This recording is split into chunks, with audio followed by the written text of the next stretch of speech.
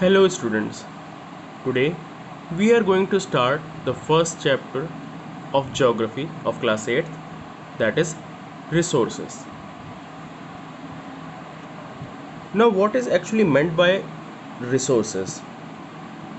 An economic or productive factor required to accomplish an activity or as means to undertake an enterprise and achieve desired outcome is known as resources. Anything that can be used to satisfy the needs of a person is known as a resource. Like the water we drink when we are thirsty, the electricity we use in our house, the textbooks we use to study, the food we eat, etc. These all are examples of resources. Now, this water, electricity, etc., they have something in common. They all have been used by you, so they have a utility.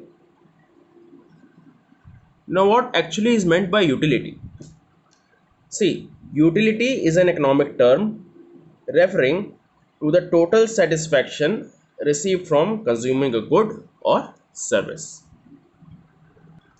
Now, this use or utility gives this resource a value. All resources have some value. Now, what actually value means? Now, value means worth. Some resources have economic value while some do not. Some resources can become economically valuable with time. Now, there are two important factors that can change substance into resources. They are time and technology. Now, time is related to needs of people. It is the knowledge, ideas, inventions, and discoveries of people that lead to the creation of more resources. Each discovery or each invention leads to many others. Like if we take an example, the discovery of fire led to the practice of cooking. Had not there been any fire, we would not have been able to do the cooking. Now the second most important factor is technology. Now it is also related to the needs of people. For instance, for example, the technology to create hydroelectricity has turned energy in fast flowing water into an important resource, and then we get the electricity. Now if we talk about types of resources, the first type of resources are natural resources, then human made resources, and human resource. These are the three types of resources. Now talking about the first type of resources, that is natural resources. Now natural resources are those type of resources that are drawn from nature and used without much changes or much modification, like air, water in rivers, soils, minerals. These are some examples of natural resources. Now, many of these resources can be used directly, but in some cases, tools and technologies may be needed to use them in the best possible way. Now, natural resources can be broadly categorized into renewable and non-renewable resources. Now, renewable resources are those resources which get renewed or replenished quickly. Some of these are unlimited and are not affected by human activities, yet careless use of them can affect their stock. Few examples are water, soil, and forest.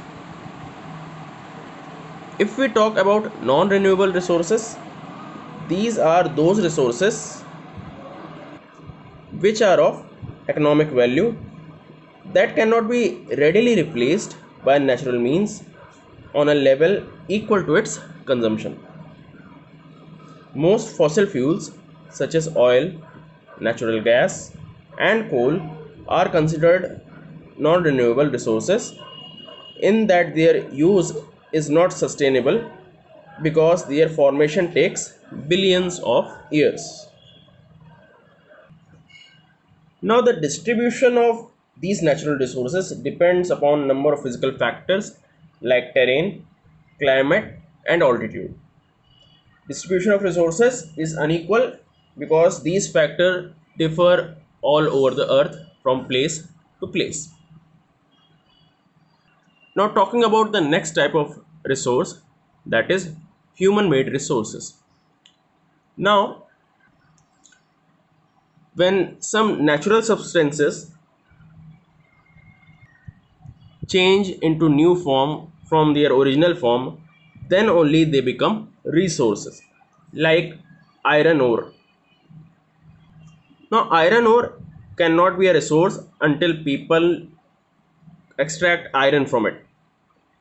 People use natural resources to make buildings, bridges, etc., which are known as human made resources. Technology, for example, is also a human made resource. Now, talking about the third type of resource, that is human resource. Now, we, the people, can make the use of nature to create more resources when we have the knowledge, skill, and technology to do so. So, that's why people are human resources.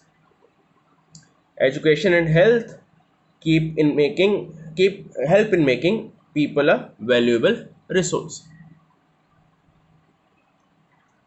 So, improving the quality of people's skill so that they are able to create more resources is known as human resource development.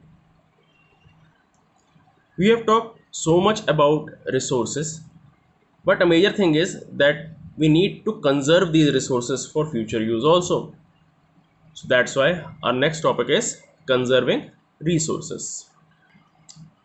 Now, what actually is meant by resource conservation? See, using resources in a very careful manner and giving them time to get renewed, that is what is known as resource conservation. Now, from this evolves a concept of sustainable development.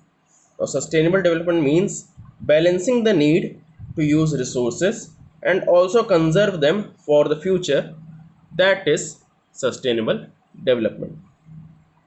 Now, there are many ways of conserving resources that differs from resource to resource. Now, each person can contribute by reducing consumption, recycling, and reusing things. Ultimately, it will help in conservation of resources.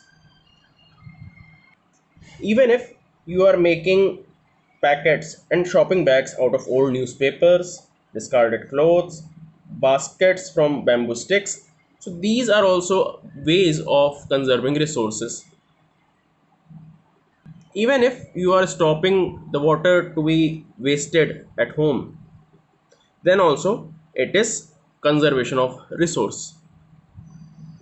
It's very obvious that the future of our planet and its people is linked with the ability to maintain and preserve the life support system that nature provides. Therefore, we should ensure that all uses of renewable resources are sustainable, the diversity of life on earth is conserved, and the damage of to natural and environmental system is minimized. So students, this is it for today. Study this chapter very properly, and if there is any kind of problem, do ask the question. Thank you.